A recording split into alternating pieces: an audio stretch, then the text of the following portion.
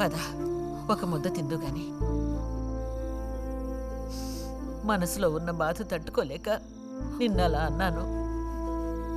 అక్కడలా చూసేసరికి కోపం నడుచుకోలేక నోటుకొచ్చినట్టు తిట్టాను. నా కన్న బిడ్డ పరువుకి భంగం ఏర్పడితే చూసి తట్టుకోగలనా? ఏమే, నాకు విషయం చెప్పు. నాకు దిక్కెవరే? నువ్వు తప్ప. నిన్ను అయ్యకి కట్టపెట్టి అత్తారింటికి పంపితే గాని నేను ప్రశాంతంగా కన్ను మూయలేను.